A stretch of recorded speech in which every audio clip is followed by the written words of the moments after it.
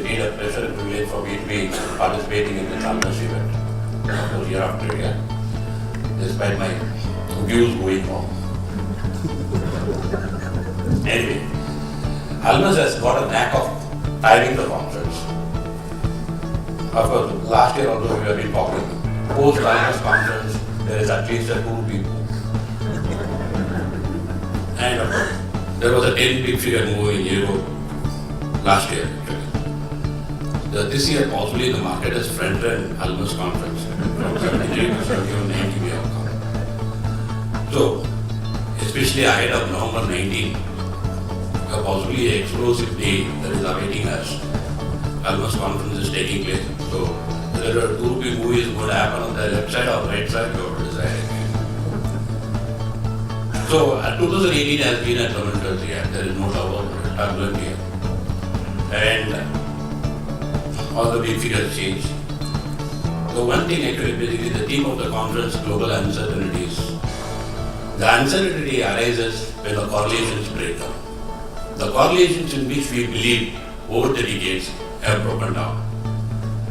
Actually, even in the widest of dreams, you would not have imagined Nifty at 11,760 and dollar rupee at 74.48. Both together in a space of few days. And oil and dollar going up together and coming down together. And no point of time. So the uncertainty arises when the correlations break down. Why the correlations are breaking down now? That's a basic question. Possibly, this is actually the markets normally move on account of asymmetry of information. The information that you have, I don't have. That's kind of the situation, that's the kind of dynamics that used to exist in the possibly, let's say, between 1885 and 2005 or 20-25 years back. Now, right now, there is absolutely no asymmetry of information. What you know, I also know. The communication is too good to believe. So, what happens? We all buy alike, we all sell alike, we all lose alike. This is what is happening. Basically, there is absolutely no asymmetry of information. So, to discuss this and then possibly to discuss the macros, and we have an excellent panel where we have a strategist, an economist, and of course a practitioner. I think over the next 40-45 minutes, we will have this discussion in the panel to discuss about the impact of macros on the exchange rate and how to position ourselves. And of course, the cricket analogy goes very well with the Indian audience. Cricketers post-retirement, they have got four choices. If you are a really very successful cricketer, you become a mentor of his side. If you are a successful cricketer with little bit of intelligence, you become a coach of a side. If you are neither successful nor intelligent, you become a selector.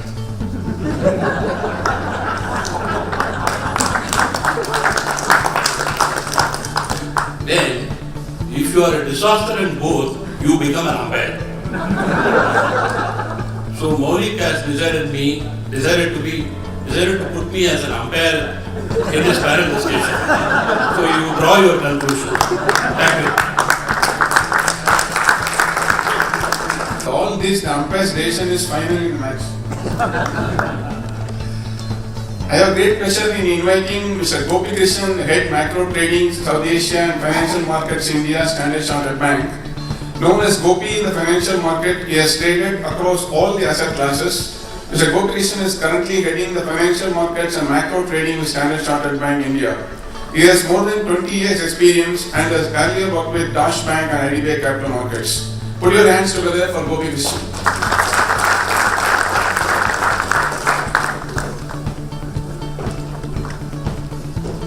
Next panelist is Dr. Samiran, Chakraborty, the Chief Economist at Citibank. Dr. Chakraborty is currently working as Chief Economist in India for Citibank. A PhD in economics, he has more than 15 years experience in various asset classes, including currencies, interest rates and credit markets. Prior to Citibank, he has worked as Head of Research with Standard Chartered Bank, Chief Economist at ICICI Bank, and he has been the faculty at Delhi School of Business. Ladies and gentlemen, Dr. Samiran Chakraborty. Over to you, Thiagarajan. Actually, basically, we'll have the panel discussions on 4 themes. Of course, there are myriad of issues, but of course, we'll have it in 4 themes. That is, first we will discuss global backdrop. To what extent actually each one of them perceive the global backdrop to impact exchange rate. Number 2, one of the most significant risks that awaits us, political risk in India in 2019. And third, the changing paradigm shift the paradigm shift in the central bank thinking. And number 4, the outlook. Once we finish with 4 themes, then we will have the questions from our audience. This is how I propose to go along with. First, picture. The one point that you are mentioning, actually the basic confusion in the market is the global growth momentum and Indian growth. What is the kind of correlation that you see? Basically, if the global growth is going to be strong, naturally we have to tackle Indian growth is going to be strong. But then there is going to be any disconnect between global growth and Indian growth in the near future? Yeah, I mean, that's a good question. I think there can be, I wouldn't strongly use the word divergence. I think that's just too strong. I think the correlations will be somewhat in place, but I think the correlations will be very different between, let's say, economies which are very liquid and economies which are more dependent on domestic demand. I think that's, to me, a very important issue, where India, I would say, is much more domestic demand driven. An economy in Asia which is very open would be somewhere like Singapore. So I do think that if the growth dynamics do slow globally, then there will be much more impacts, negative impacts on open economies. Closed economies or relatively closed economies will be less so. But this is just, again, it's a little bit simplistic. This is just talking about trade angles and talking about exports and imports, goods and services. I think the other issue we need to face is how it impacts on portfolio flows as well. So if there is kind of a re-rating of expectations of growth, whether it's led by the US or whether it's just domestic related concerns, then I would say that the portfolio side actually could be quite negative. And that could actually exacerbate the impact on, for example, the currencies. But generally speaking, I think correlations, you cannot have a kind of concept of some country being an island of its own. The world is too integrated, I believe, for that to happen. Taking on from that, what is the impact of global macros on Indian macros? For instance, the inflation even in perspective, despite crude going up to $86 and that dollar will be going up to 74, the inflation is benign, as is the case with the global inflation. Do you think global inflation impulses have a major role in Indian inflation? Yeah, just before I begin, before I go to the inflation part, just taking on from Craig's point on growth, I think we sometimes overemphasize on growth risks of India. If you think of it, India typically does not have much of an economic cycle. It's typically more of a growth cycle where the highest growth we get is about 8% or so, and the lowest growth we get is about 6% or so. So a supply side shock of the nature of demonetization also took us only to about 6%. So when we are thinking of a global growth shock, that's another supply side shock. How much negative delta can you think of from that? It will be at max 30 to 50 basis points, which in the overall scheme of things can easily be counterbalanced if there is some kind of stimulus from the domestic policy side. So I think you should be less concerned about India's getting impacted on growth from the global side. But coming to your direct question on inflation, I guess the interesting area where we have to do more work on is how much India's food inflation is connected to global food inflation. The constancy that we are seeing, or the correlation that we are seeing quite clearly, is that with the global FAO index being in negative territory for almost 2.5 years now, India's food inflation also seems to be now following that trend.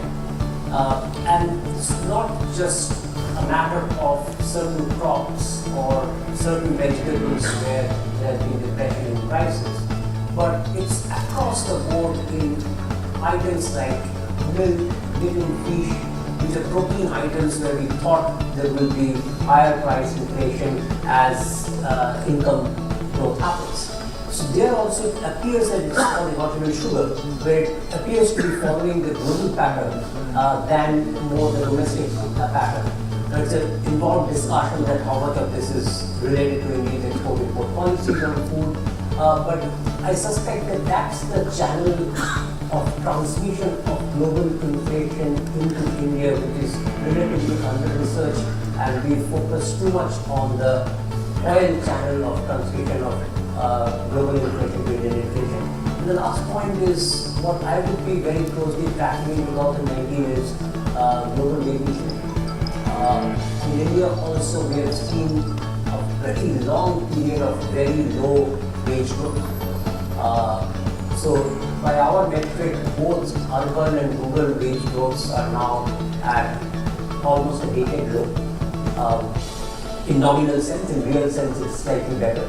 But when we hear that Amazon is doing a minimum wage hike across the board, what kind of implication it has on overall wage growth and how it starts impacting India also is something which we need to track.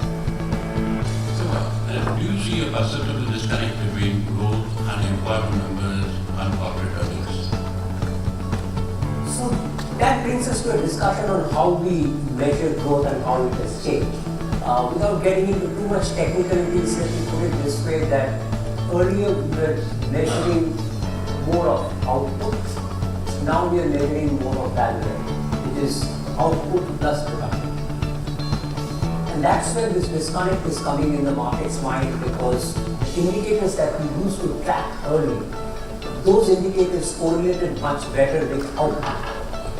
And the productivity angle was not really well captured in our data. Now, since we are trying to capture the productivity as well, we are seeing this gap developing between our common perception of where growth should be versus where the growth numbers are coming out. So I'm not necessarily saying that the growth numbers are wrong. I'm simply saying that the growth numbers are not comparable, and we're waiting for the government to release the backdated data on growth to make a fair comparison between the Okay, Gopi, what do you? How do you see it? A risk of being in global markets. Naturally, things don't follow people. So, to what extent actually global and Asian governments have an impact on the mindset of the market? So all these opening directions we have broken down, right? So, for example, this year, the general tendency or general perception is oil is driven INR down. But if you see, actually the correlation is not being that high. However, the emerging market sell-off, which we have seen against dollar, has had a bigger impact. But this is not actually something which you can extend this logic and say it's for all the years in the past. In the past, we have seen this is not broken. So it keeps changing, the drivers of INR keep changing. And every day we look at new factors, and as right is at this point, at some time means INR appreciates, and sometimes INR depreciates. So we need to really keep changing, the factors keep changing, and the drivers also, the correlation also moves in the other direction, just not positive, doesn't move to negative correlation. So it's a tough environment. I think a lot of changes happening, and as you said, we keep looking at factors on a regular basis, but we also keep recalibrating the They agree, taking on that point, on the business cycles, short nowadays. Business cycle. Economic cycles, yes. To be the rest of the I would say in terms of, I would say, it depends what this is discussed. I would say that for some global economies, which have obviously gone through really severe stress and have deleveraged, the re-leveraging effect, the credit extension that's coming through, has resulted in this consistent and very prolonged economic cycle like the US is. For those which are in a situation where, for example, China, a situation where the leverage has remained extremely high and has only continued to grow, the cycles around this have been very short. So there has been a bit of stimulus coming out, and stimulus only lasting for almost 1 quarter, we see growth start to turn on. So it's very mixed within the world. Those which, as I said, have had relatively more favorable balance sheets better than those places like have managed to retain the cycles for a long period. But for those which are still facing this high levels of debt and not performing, for sure we see those cycles with a short stimulus coming through. The cycles have been very short.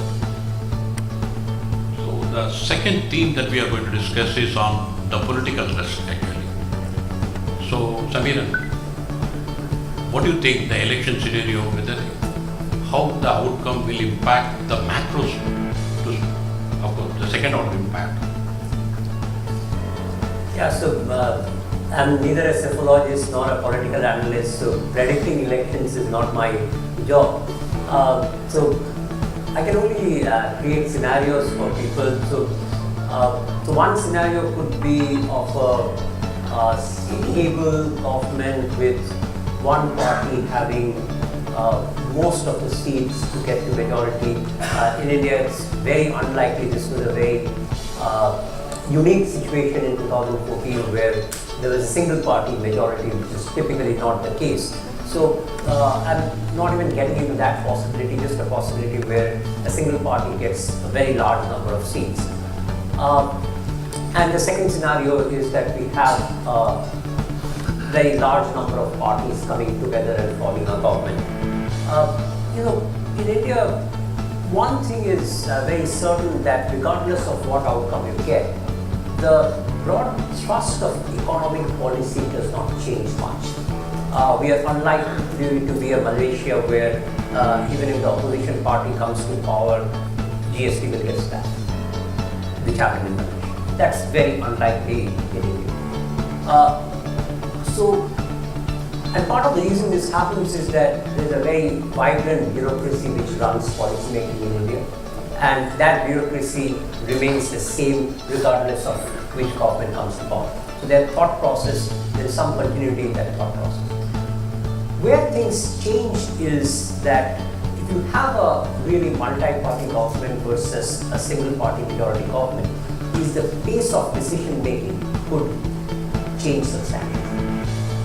So that's something which markets will be looking at quite closely, that if we have option B rather than option A, to what extent this slowdown in decision making affects economic growth and other outcomes.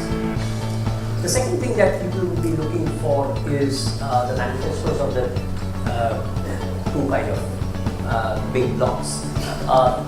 If there is significant difference in manifestos, then there would be expectations about which party wins and in which side the markets are going to be looking at.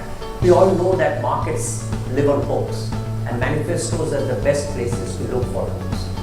What will happen over the next 5 years? That hope comes from that manifesto, and that's why I think the manifesto drives the market outcomes quite substantially. And the last point is the simple maths is that BJP will have the upper house from 2019 to 2024. So if BJP also forms the government in the lower house, then we will have this period where they will control both the houses, something similar to what we had in US. and the ability to push through things would be quite a bit more under those circumstances.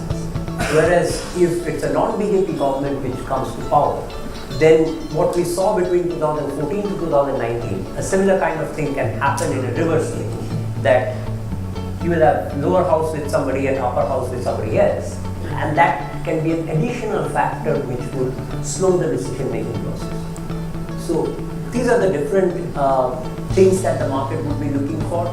My gut feel is that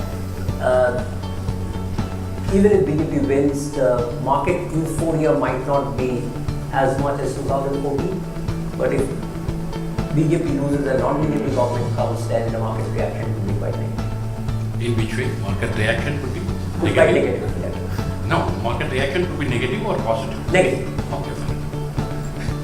Gopi, going into the, do you think the corporates have factored in the political risk or I think personally, I think markets are factoring a reasonable outcome in the state election. So he's talking about the national election in 2019. I think there's much more important things that are happening on December 11th, we'll get to know.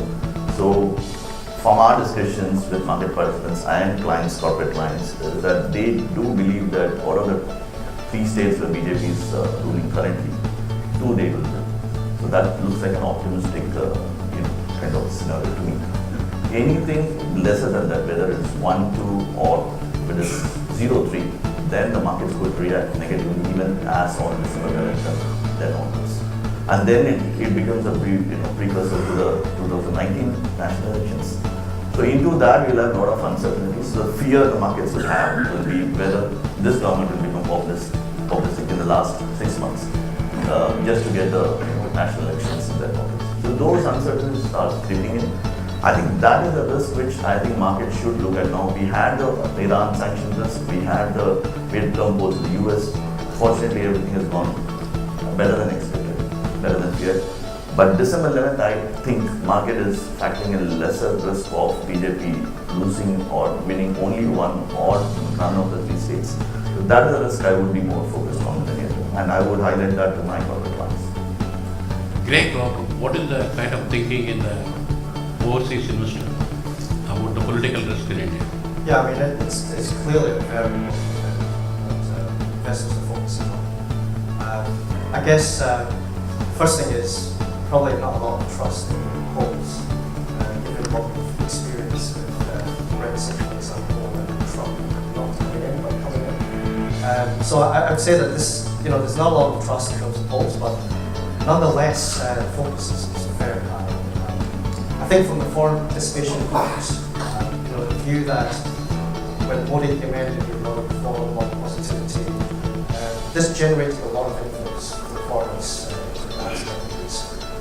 I would say that if there is scope that there is a BJP is not going to come through in the general elections, that would be a huge negative. I think you'd actually start seeing long-term investors perhaps thinking about diversifying their assets outside the markets versus India. But it's still quite early days. And what I say is that the state elections, the view from foreign communities, that it's not necessarily a signal of what will happen in the general elections in the states. But having said that, it will still influence some positions for those people who are concerned. Now, actually, as we move ahead with the other theme, that is the central bank policies on exchange rate, I think Gopi is the best person to answer. From the days when they used to ask about 5 paise movement, now they are okay with 1.5 rupee movement on a day. How do you see that actually? Why there was no regulatory measure that came in when the volatility was at its peak? So let me start with saying that we also feel that RBI's changes stance or the way they are intervening in the markets to tackle that volatility. But I think that is more coming from the view that they are comfortable with the inflation levels. I mean, these are the guys who are experts in that. But I think they are comfortable with the inflation level, the current cycle, and they are not worried about INR depreciation in that backward. In the past cycles, when we have seen INR depreciate like in 2013 or 8, the inflation rate that we were looking at, the hyperinflation very high inflation with nearly zero to negative real rates. So that is not the scenario today. So I think that is the point number one which we need to keep in mind why RBI probably has changed the stance or the way they are intervening. The second thing I think is everyone alluded to that. Basically, in last 5 years we have depreciated only 12.5%, and 11 of that 12.5 is coming this year, which means it indicates that we are too stable for too long. Inflation differential should have at least had a 3.5% kind of an annual depreciation. When you don't see that, and actually we had an appreciation last year 6.5%. When you don't see that, obviously the bunch of demand and one particular negative news and one leads to another, you tend to see the depreciation going very fast. And probably our day is waiting to see that kind of scenario and allowing the market to adjust whether automatically it will be it will be positive for CAD and hopefully that excessive unhedged exposure gets hedged. So I think RBI took that opportunity and that will be to depreciate. But primarily I think the inflation being around 4% has been a lot of comfort to RBI, and that's why they've changed their activity in terms of economic policy. So to that extent, there will be hands-off approach on exchange rates. I think it has been, I can't say they have been hands-off. As rightly said, we have seen them intervening both sides. I don't want to blame them, but in a way, this whole volatility is created because they were actually intervening on both sides in the last 3 to 4 years. So my thesis is if you didn't buy last year so much, you didn't have to sell so much this year. And I agree to Dr. Goyal's point that last year we accumulated 75 billion of reserves. This year we have sold 50 billion. So it's not that we are down on reserves from the last 2 years, we are actually up on reserves. So last 75 billion last year came post UPI elections and rupee was too stable and carry seekers obviously came and took advantage of the stability in the rupee. And that created an uncertain, kind of a lopsided position which led to this situation. So I think if inflation is anchored and if it's going to stay here, I think the current thought process is that probably they will keep a little hands off the rupee. So Samiran, the central bank is going to focus only on inflation, not on exchange rate. That's kind of a message that we have been getting from the MPC. Well, let me be a bit provocative and say that it appears that MPC and RBI are two different entities. MPC is solely focused on inflation, while rest of RBI is focused on everything else. In economics, we have something called a Tinbergen principle, which says that for every objective you need an unique instrument. So it appears that MPC has an objective of inflation for which is a unique instrument of interest rate. Whereas for RBI, if it tries to think that exchange rate is an objective, then intervention is another instrument to achieve that. So this has been very segregated in the new framework vis-a-vis earlier where we used to think that the same body is deciding on both the things and it was all mashed up. In some sense, it was very difficult to distinguish between these two things. So I'm not necessarily of the view that RBI is not concerned about exchange rate or is not taking decisions on exchange rate, etc. Where my concern is, and extending on Dr. Goyal's whole presentation, I've never been comfortable that either at RBI level or at government level, there's a good understanding of what the fair value of rupee should be. We have researched much less on this topic than what is required.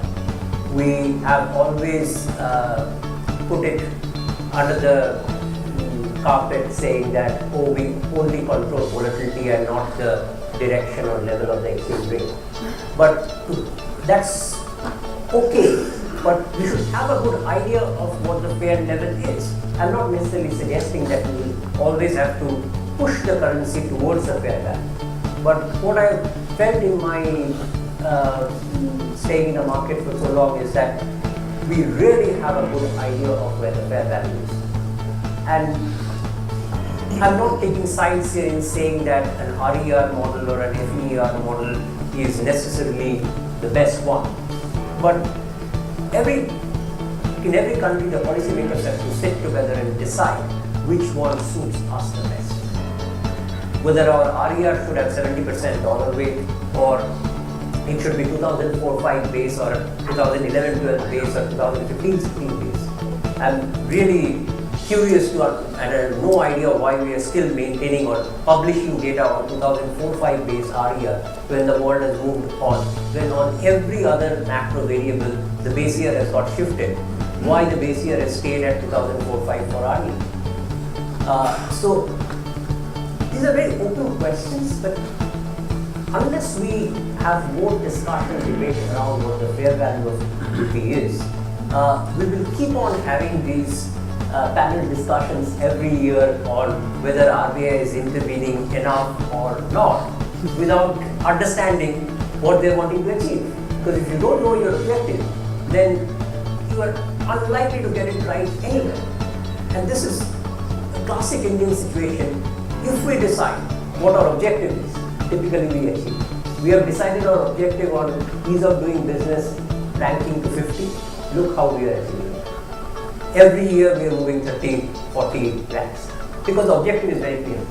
In this particular case, I don't think the objective has been put forward in a very clear fashion, and that's why we are having somewhat of a confusing policy response. I don't think RBI is not implementing and they've sold 50 billion, it's not small price. Except that they are not implementing at a particular price. They have implemented at various prices. I think that is the difference in size. The last year or years before, you would see them intervene every 30-40 days, both ways. So they have implemented enough, except that they have implemented different intervals. Probably that makes us feel that they wanted a depreciation, which was due, and they couldn't because of inflows. They couldn't anchor the pushback. So this is an opportunity, a window of opportunity probably. Possibly 69 they must have. When it broke 69, then everything. So, about the EM Central Bank, is there a benign neglect? EM Central Bank neglecting foreign exchange? I don't think neglecting is the right word. Just to be contrarian, slightly on RBI versus, let's say, the rest of Asia, I think actually RBI is done a relatively good job. And the reason why I say this is, you look across other parts of the region, Indonesia as an example. This is one central bank which has come out day and day saying, we're going to hold the exchange rate stable, we're going to hold the exchange rate stable, coming in, intervening heavily, holding levels, then suddenly having to give up, and we see an adjustment, and it's even more volatility that comes through the back end. And Indonesia, because of its stance, the way it's kind of coming out to the market is actually it's dropped the most reserves in the whole of Asia. This year, it's dropped around 12% reserves. And plus, once you take into account the forward week, we're adding on another maybe 5%. So there's been an effective 17% drop because of this intervention stance. So I'd say that the stance that I see from RBI actually is, yes, there's a lot of pressure, and then yes, there's a lot of intervention. But the fact that they haven't come out every day to say we're going to hold these levels, I think is actually much more credible than trying to hold levels. Allowing the exchange rate to adjust to some extent and coming into the market, I think, is the best tactic in this kind of backdrop that we're facing. But neglecting, I don't think central banks necessarily neglect. And even though they may be underlying inflation targets, I think there is definitely the inflationary aspects going to be reviewed for whether it's letting your currency depreciate and overshoot and creating a very negative spiral, or just not coming in to limit potential inflation risk from the currency marginally depreciating. So I do think that there is definitely a focus, even though the official lines are at real inflation targets. Now we move on to the outlook before we take the questions. Samiran, what is the growth, inflation, BOP predictions? We haven't yet published our 2019 outlook, so not at liberty to talk about exact numbers, but the things that I will be watching out for, obviously this is a particularly difficult year to forecast given the mid-year elections. Not just because of the election outcome, but even before the elections, you have two opposing effects. the uncertainty around elections stall business activity, whereas the cash spent before the election pushes up economic activity. So, which one of the two effects will dominate even before the election is itself a difficult one to predict. And post the election, what kind of government is formed, whether it's by option A or option B, would also have impact on the growth numbers. And on top of it, with the theme of the conference, the global factors will play some role. Are we going to see global growth staying well above 3% next year as well, or it's going to be sub 3? That's going to be interesting to see. So these are the factors that are going to be there. I don't think it's a year which will be driven too much by reforms, because before the election it's unlikely to see any reforms, and after the election the new government might take a bit to decide on the new set of reforms. So on both sides you might not see this one to be particularly a very reform oriented year.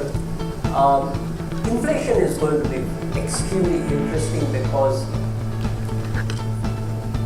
this year, particularly Q3 and Q4 of 2018 calendar year, we are seeing so low food inflation that my worry is that we are creating a very negative base for next year's similar period for food inflation. If food inflation reverts back to normal trajectory, then because of this low base, the next year's end of the year food inflation numbers will pick up quite substantially.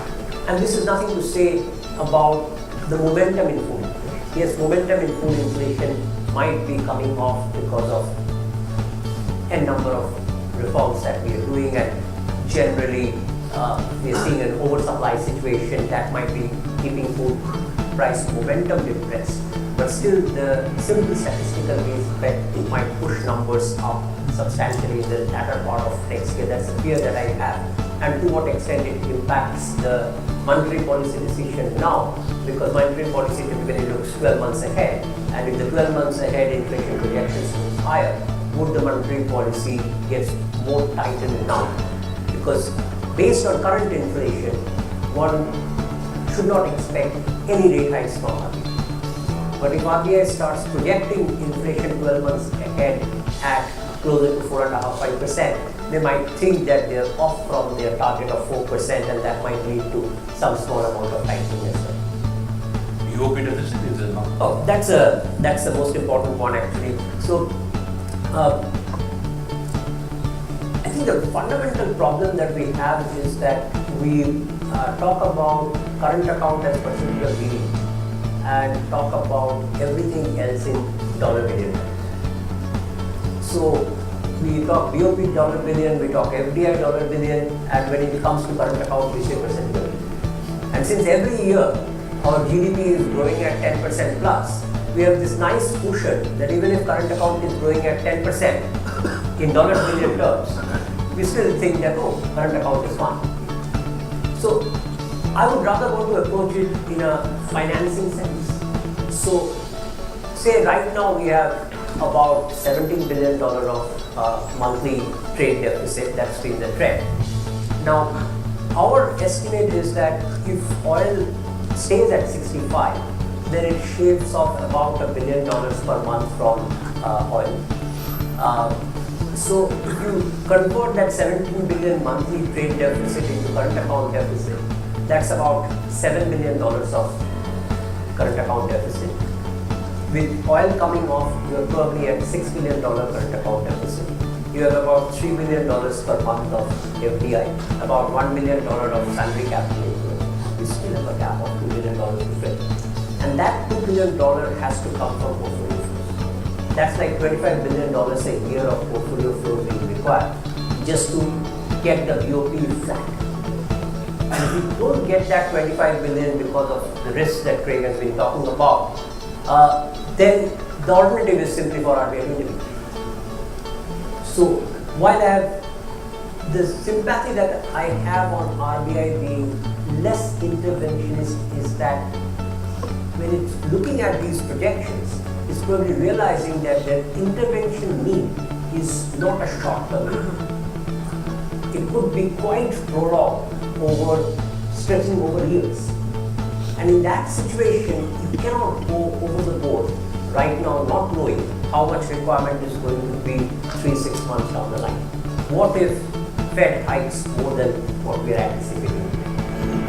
What if this oil price decline is temporary?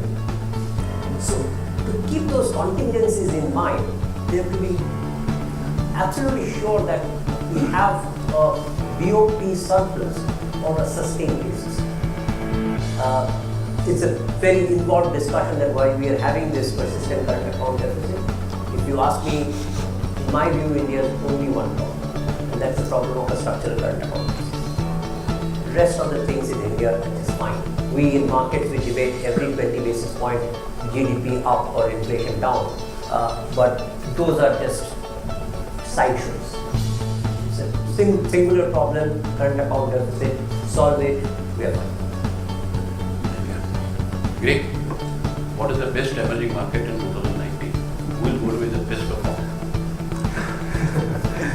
Following my discussion, I think broadly speaking, if it's 2019, we're going to split it in probably two halves. I think for the first half, we're going to have much more difficulties. So, those that require the financing, I think, unfortunately, may suffer the lack of the conditions that are global. But in the second half, if, as I mentioned, we do have these conditions improving, where people start thinking about the Fed cycle maturing, hopefully not in a negative way again, not because demand is slowing rapidly, and then we have some convergence of policies, then I would say broad dollar will be offered, which will provide a lot of reprieve. Yields can kind of reach some peak. I do actually see scope for currencies which are kind of dependent on bond-weighted flows will perform very well. I would say Indonesia is one of those that will perform well.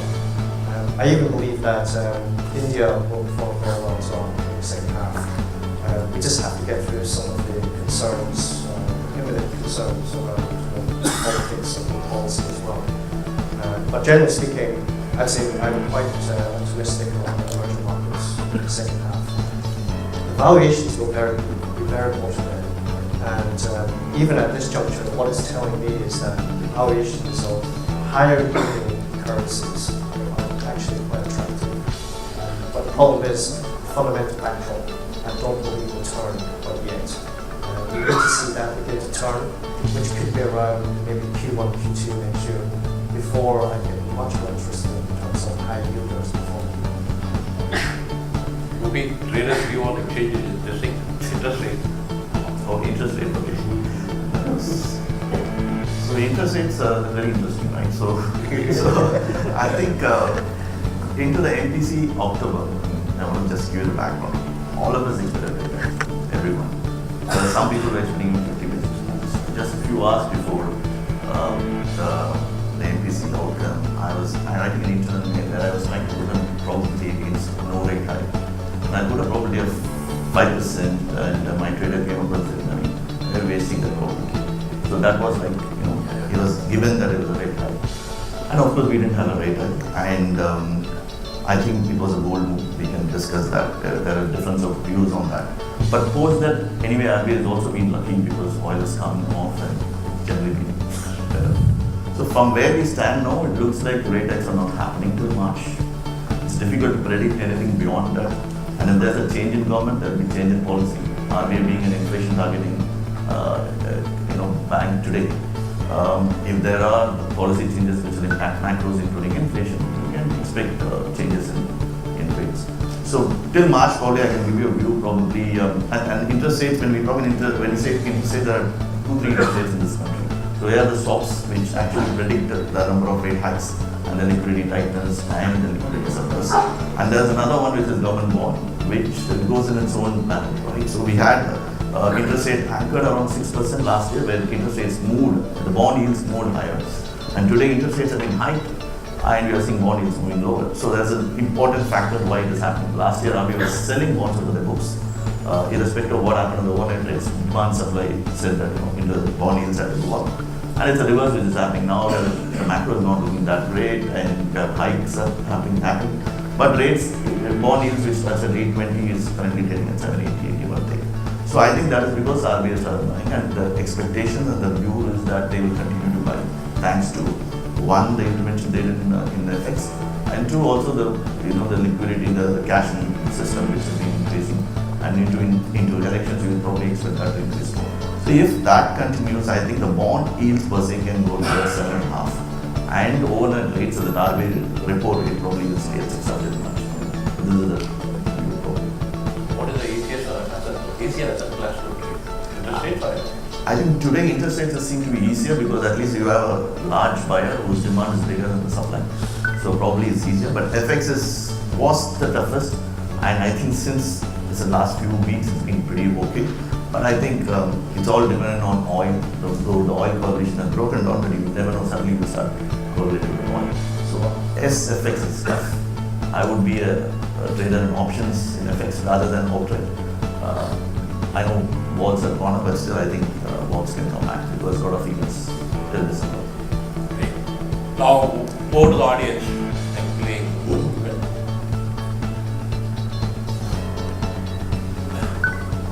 the first question to Greg. Will China's growth be affected structurally if US continues its tariff war? Yeah, Actually, will it be beneficial to India? That's a tough question. No, I think for sure. I mean, if this trade protectionism does continue, we're going to see, probably around the full effect, around 1% off China's GDP. So in other words, if we move to the whole 267 billion remainder, then I would say that China's growth will slow by around 1% on an annual basis. It's quite a significant effect. In terms of kind of specific sectors within China, beyond trade, protectionism is already a lot of stress. For example, in the housing market as well, we're seeing downside pressures. Obviously, there's been a bit of leverage built up. Prices have risen substantially as well. And then this push from the government, which seems to be relaxing off now, but the push to deleverage has really impacted on whole credit story in China. So I'd say that beyond trade, there is a lot of concerns I have in China. Any other questions? Please.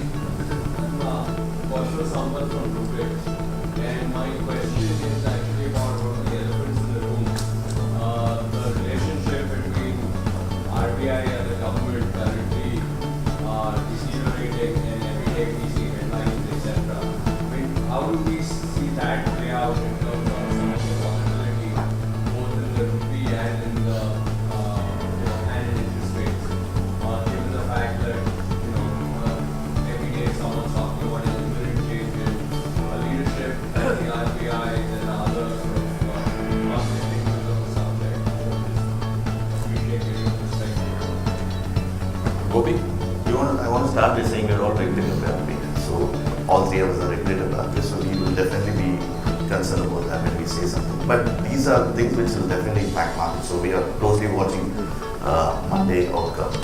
There are so many, as I said, all of us are privy to whatever information is available public. So we hope that it gets resolved and there is some sanity. But no comments beyond this because it is an uncertainty and we don't know what the outcome is going to be. Let me just add by saying one thing that typically in financial markets when people talk about central bank independence, that's about interest rate policy and exchange rate policy. Thankfully for us, the debate has not been on interest rate policy and exchange rate policy. The debate has been on other kinds of matters, which in my limited understanding in other parts of the world, they don't even get highlighted in financial markets. So that way we will be saved even if something bad happens. The only thing I would say is, at least from the kind of foreign perspective angle, if there's some form of compromise, I think we'll view it as a positive for the markets. If it's the other scenario, then I think markets will get a little concerned, at least in the short term.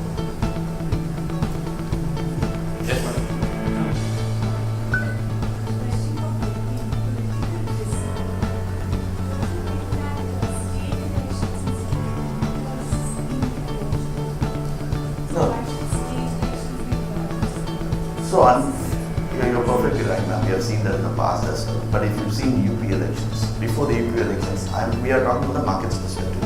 Just before the UP elections, you had a lot of uncertainty in the markets, and markets were actually reacting very negative. So there were initial feedback which was coming, saying that probably BJP had a 50-50 chance to win.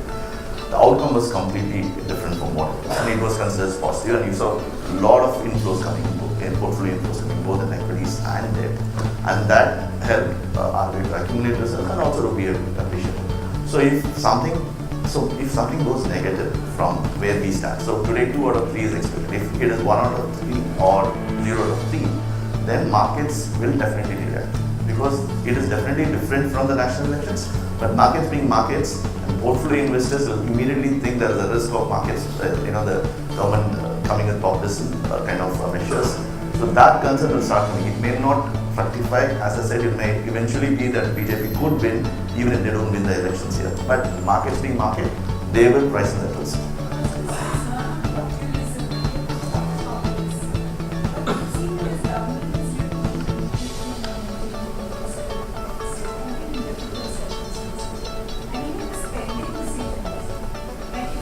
Health, the Ayushman Bharat. Now that is sort of positive on the productivity side. They've announced what they're going to keep for it in the budget, but they're not necessarily going to go beyond that this year since it's a long term. So their populism is, if you're spending on matters that increase productivity, it is a positive. And if you've shown a commitment to keeping your fiscal deficit within bounds, then a 0.2 or 1%, 0.1% adjustment, I don't know why markets, I don't think markets is looking at if 3.3 versus 3.5, it happens 3.5, I don't think markets will be really worried.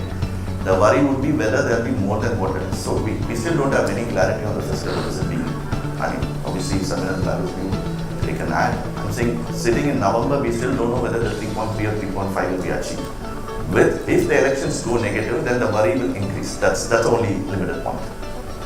Maybe.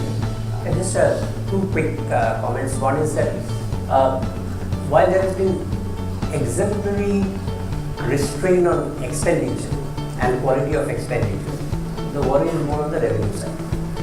That GST shortfall is there. There is most likely going to be a divestment shortfall as well. How will that be filled up? I think that's where the worry is. I don't think market is that worried about a large-scale farm loan waiver being announced on February 1st. I don't think that's the big worry, because for simple reason, there will be very little time to implement a large-scale populist scheme before the elections. So that's almost impossible practically. But if there's a slippage, that's kind of connected to my second point, which is that there is a particular segment of investors who already believe that India's general fiscal deficit, state plus center, is too high compared to rest of India. So there, even that 0.2 slippage, it just adds on to that concern.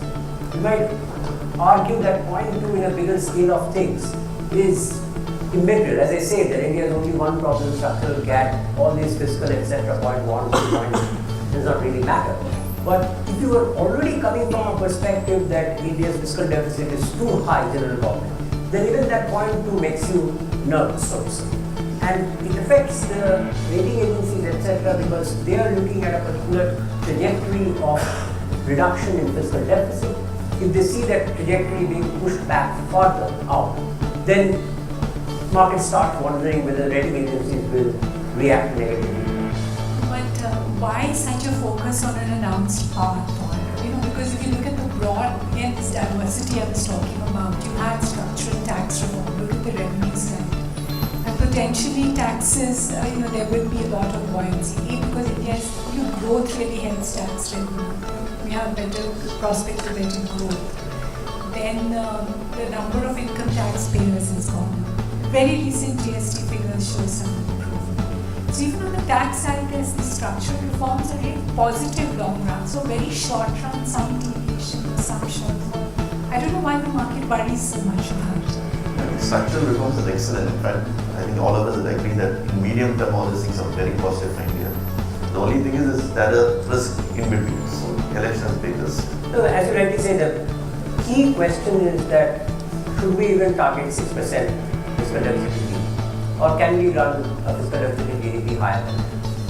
If the framework is such that it allows us to run a fiscal deficit higher than that, I don't think there should be any cause of worry.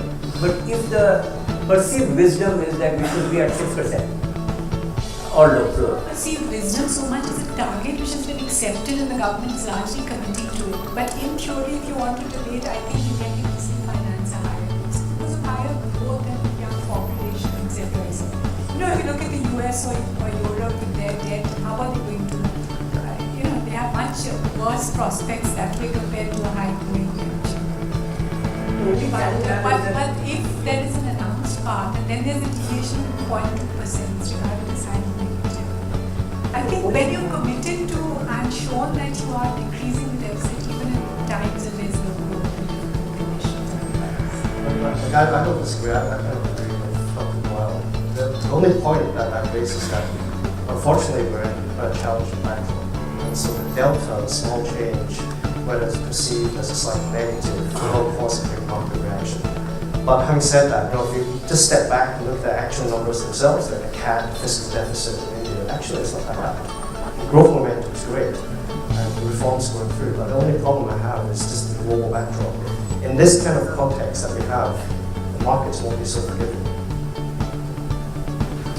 Any more questions? Two more questions. Yes. Namaskar and good morning to everyone in the house here. I'm Kushal Gupta, research analyst from Z Business. I have two questions for Greg here, and my time horizon is for the next 3 to 4 months. The first question which I'd like to ask here is, how do global investors see fund inflows in India amid the rupee rising, the rupee strengthening, the crude oil prices falling, and the growth rate which we are seeing here in India at 7%? And secondly, India versus China growth rates. So how are global investors thinking about these two nations? So I'd say that the last question is probably the easiest one to answer. Clearly, we're on a structural downtrend in China. Whereas I believe that with the reforms that are going through in India, hopefully the political backdrop will support these reforms in the medium term.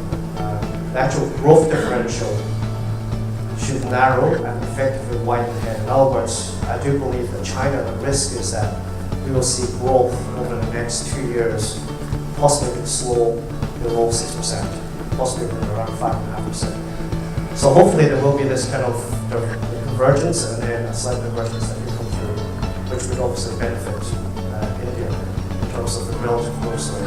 I think China just faces so many hurdles at this point in time. It's identified problems with leverage. It just can't get to grips to handle it because of the growth consequences that it's facing. So this is a problem that's going to be dragged on. And I do believe the consequence of this is just growth will continue to slow in China. In terms of capital flows, well, reality is we're not in the same kind of position as the rest of Asia. For example, foreign ownership of bonds in India is essentially quite low, just 6%, compared with Indonesia, for 6 months, 40%. So I do think that as limits continue to open and the reform momentum continues, and assuming the global backdrop can see more stability ahead. I mean, this might not happen in the next 3 to 4 months, unfortunately. But if I'm wrong and some development, positive development does happen, then I think that there's a big gap between the limit and the ownership. This can close quite sharply. Yields are still relatively attractive as well, so I would expect bond inflows to actually pick up quite substantially. If I was wrong in the views and something positive does come through. And then obviously on the equity front, my position is a little bit higher there. Our estimates is around 20% market cap, which relative to the rest of Asia actually is not that high. We're not talking about, I was showing a chart earlier about Korea and Taiwan, 30+% market cap. So I do think there's huge potential for inflows. Unfortunately, it does depend very much on the kind of global backdrop, and hopefully that something can turn and improve, maybe not over the 3-4 months period, but perhaps over 6 months plus. Last question. My name is Sandeep Daga. I act as a consultant for base metals. I have a question relating to the macro environment. In the last decade or so, the developed market central banks have adopted unorthodox policies. Too much of money, far bigger than they had done in the past, and kept interest rate negative or zero. And this money has gone out across the board, across the globe, into every economy. It came to India as well. I mean, Craig had been talking about quite benign risk, external debt risk for India, but if you look at within the Indian perspective, on the time horizon from 2008 to now, our external debt has gone up from nearly $250 billion to $510 billion, while the reserves have gone from $300 to $370 billion. At the same time, a lot of money has come as portfolio flows, about $160 billion in the last crisis. As percentage of foreign exchange reserve, this is probably very, very high. We've never seen in the past. My point is that now the central bank in the West have started unwinding these policies because the economies have stabilized. Interest rates are rising. The Fed is not buying back the bonds again. At the same time, it has now made all the meetings live, so the interest rate rise can happen any of the meetings rather than quarterly meetings in the past. ECB could join in, maybe BOJ can join in next year, and therefore the G5 balance sheet is going to contract next year. That's going to have a major impact on the flows that we've seen in the emerging market, going back to the US or to the respective countries. We have seen the cycles in the past, and we've seen how emerging markets have really played out those times. My question to you is, and each of you, including Mr. Thiagarajan, is what is your view whether this cycle, once again, could turn out into a major crisis for emerging markets? Shall I restart my presentation? Yes, I mean, there's a few charts there I think are very important. Just looking at obviously the servicing, looking at the debt accumulation, whether it's local or foreign currency. In my view, I don't think there will be a crisis. I don't think we're on the edge of a crisis. If anything, some people argue to me that we've already had a mini crisis in some parts of emerging markets like Turkey and other countries as well. But I think the capacity this time around to control it is much higher. The potential external financing is huge. I don't believe I mentioned this in the presentation, but if you're looking at IMF swap lines, swap lines, IMF flexible credit line facility, the Chiang Mai fund, all these together, just for Asia, is around 1.5 trillion US dollars. So there's a massive amount of accessibility there.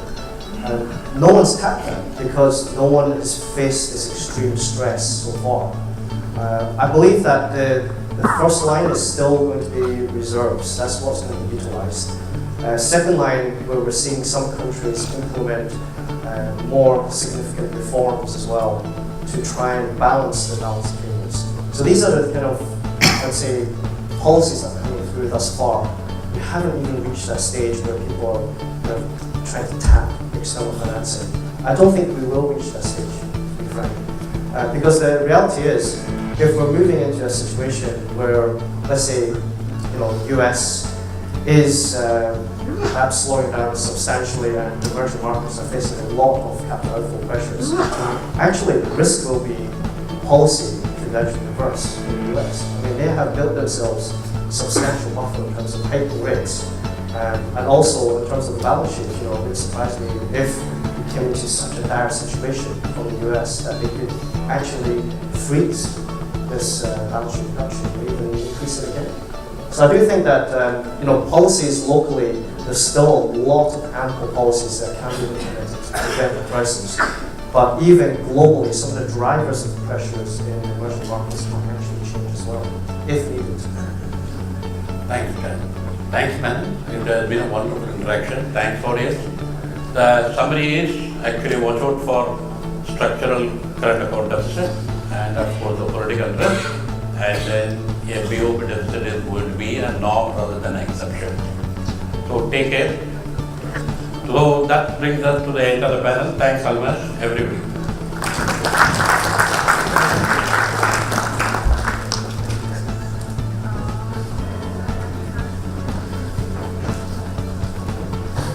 Thank you very much for a very interesting discussion.